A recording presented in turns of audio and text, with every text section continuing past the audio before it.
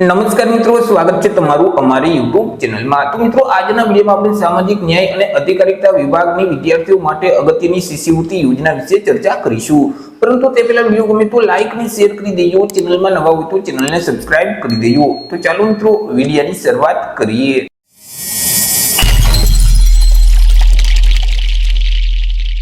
તો મિત્રો, આજે જાહેરાત છે તે સામાજિક ન્યાય અને અધિકારીતા વિભાગ દ્વારા આપવામાં આવેલી છે। અહીં મિત્રો, મેટ્રિક પૂર્વ શિષ્યવૃત્તિ યોજના અંતર્ગત આ જાહેરાત આપવામાં આવેલી છે। સૌથી પહેલા આપણે ચર્ચા કરી લઈશું યોજનાની પાત્રતા વિશે, એટલે કે આ યોજનાનો લાભ છે તે કયા કયા વિદ્યાર્થીઓ મેળવી શકે છે। તો કે મિત્રો, આ યોજનાનો લાભ છે તે અનુસૂચિત જાતિના વિદ્યાર્થીઓ છે તેઓને મળવા પાત્ર થાય છે।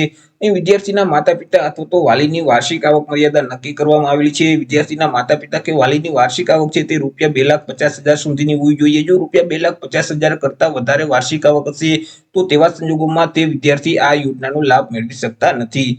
કાર્યક્ષેત્ર એટલે કે અભ્યાસ વિશે ચર્ચા કરી લઈએ કે વિદ્યાર્થી કયા ધોરણમાં અભ્યાસ કરતા હોવા જોઈએ। તો અહીં માન્ય પ્રાપ્ત શાળાઓમાં વિદ્યાર્થી છે તે ધોરણ 9માં અથવા તો ધોરણ 10માં અભ્યાસ કરતા વિદ્યાર્થીઓ છે તેઓ આ યોજનાનો લાભ મેળવી શકે છે। મિત્રો, અહીં લાભાર્થીની જે પસંદગી યાદી છે એટલે કે વિદ્યાર્થીની જે પસંદગી છે તે રાજ્ય સરકાર દ્વારા કરવામાં આવશે। જે બીપીએલ કેટેગરીના વિદ્યાર્થીઓ હશે તેઓને પ્રાધાન્ય આપવામાં આવશે, એટલે કે પ્રાથમિકતા આપવામાં આવશે। શિષ્યવૃત્તિ વિશે ચર્ચા કરી લઈએ કે કેટલી શિષ્યવૃત્તિ મળવાપાત્ર થશે। તો અહીં વિદ્યાર્થીઓને દર વર્ષે ₹3500 થી લઈને ₹7,000 સુધીનું શૈક્ષણિક ભથ્થું છે તે આપવામાં આવશે, એટલે કે શિષ્યવૃત્તિ આપવામાં આવશે। પરંતુ અહીં જો દિવ્યાંગ વિદ્યાર્થીઓ હોય તો તેઓને 10% વધારે ભથ્થું છે તે મળવાપાત્ર થશે, એટલે કે 10% વધારે શિષ્યવૃત્તિ આપવામાં આવશે। તે સિવાય મિત્રો, વિદ્યાર્થી કોઈ પણ જાતિના હોય, કોઈ પણ કેટેગરીના હોય, પરંતુ તેમના જે માતા પિતા અથવા તો વાલીઓ છે તે સફાઈ કામદાર અથવા તો સ્વાસ્થ્ય માટે જોખમી વ્યવસાયો સાથે સંકળાયેલા હોય અને તે વિદ્યાર્થી સરકાર માન્ય પ્રાપ્ત શાળાઓમાં ધોરણ 1 થી ધોરણ 10માં અભ્યાસ કરતા હોય તો તેવા વિદ્યાર્થીઓ પણ આ યોજનાનો લાભ મેળવી શકે છે। તેમને કેટલી શિષ્યવૃત્તિ આપવામાં આવશે તેના વિશે ચર્ચા કરીએ તો તેમને દર વર્ષે ₹3,500 થી લઈને ₹8,000 સુધીની શિષ્યવૃત્તિ છે તે આપવામાં આવશે, એટલે કે શૈક્ષણિક ભથ્થું મળવાપાત્ર થશે।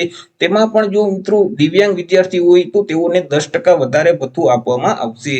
તે સિવાય મિત્રો, જે સામાજિક ન્યાય અને અધિકારીતા વિભાગની SC કેટેગરીના વિદ્યાર્થીઓ માટે જે મેટ્રિકોત્તર શિષ્યવૃત્તિ યોજના છે તેમની પણ જાહેરાત આપવામાં આવેલી છે। તેની પાત્રતા વિશે ચર્ચા કરીએ તો અહીં વિદ્યાર્થીઓના માતા પિતાની વાર્ષિક આવક મર્યાદા પણ નક્કી કરવામાં આવેલી છે। વિદ્યાર્થીના માતા પિતા કે વાલીની વાર્ષિક આવક ₹2,50,000 સુધીની હોવી જોઈએ। જો ₹2,50,000 કરતા વધારે વાર્ષિક આવક હશે તો તેઓ વિદ્યાર્થી આ યોજનાનો લાભ મેળવી શકતા નથી। અહીં વિદ્યાર્થી છે તે માન્યતા પ્રાપ્ત વિદ્યાલયો અથવા તો મહાવિદ્યાલયોમાં અભ્યાસ કરતા હોવા જોઈએ, એટલે કે ભણતા હોવા જોઈએ। એ કાર્યક્ષેત્ર વિશે ચર્ચા કરીએ તો ધોરણ 11 કે ત્યારબાદના જે તમામ માન્ય પ્રાપ્ત અભ્યાસક્રમો છે તેમાં અભ્યાસ કરતા વિદ્યાર્થીઓ આ યોજનાનો લાભ મેળવી શકે છે। એ વિદ્યાર્થીની જે પસંદગી છે તે રાજ્ય સરકાર શ્રી દ્વારા કરવામાં આવશે અને જે બીપીએલ કેટેગરીમાં આવતા વિદ્યાર્થીઓ છે તેઓને પ્રાથમિકતા આપવામાં આવશે। શિષ્યવૃત્તિ વિશે ચર્ચા કરીએ તો અહીં મિત્રો, ટ્યુશન ફી સહિત ફીની રકમની ચૂકવણી કરવામાં આવશે। અહીં વિદ્યાર્થીઓને ₹2,500 થી લઈને ₹13,500 સુધીનું શૈક્ષણિક ભથ્થું આપવામાં આવશે, એટલે કે શિષ્યવૃત્તિ મળવાપાત્ર થાય છે। તેમાં પણ જો દિવ્યાંગ વિદ્યાર્થી હોય તો તેઓને 10% વધારે શિષ્યવૃત્તિ મળવાપાત્ર થશે, એટલે કે વધારાનું ભથ્થું આપવામાં આવે છે। મિત્રો, અહીં વિદ્યાર્થીઓએ અરજી છે તે સંબંધિત રાજ્ય સરકારનું જે શિષ્યવૃત્તિનું પોર્ટલ છે તે પોર્ટલ ઉપર જઈ ઓનલાઈન અરજી ફોર્મ ભરવાનું રહેશે। વિદ્યાર્થીઓ પાસે માન્ય ચાલુ મોબાઈલ નંબર હોવો જોઈએ, આધાર નંબર હોવો જોઈએ, આધાર સાથે જોડાયેલ બેંક ખાતું હોવું જોઈએ, આવકનો દાખલો અને જાતિનો દાખલો હોવો જોઈએ। મિત્રો, આ યોજનામાં ટૂંક સમયમાં જે ડિજિટલ ગુજરાતનું પોર્ટલ છે તે પોર્ટલ ઉપર ઓનલાઈન અરજીઓ મંગાવવામાં આવશે। જ્યારે મિત્રો ઓનલાઈન અરજી ફોર્મ શરૂ થશે એટલે આપણે એક ફરીથી વિડીયો અપલોડ કરી દેશું।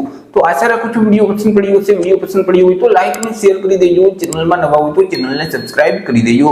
ફરી મળીશું એક નવા ટોપિક સાથે એક નવા જ વિડીયોમાં। ત્યાર સુધી જય હિન્દ, વંદે માતરમ।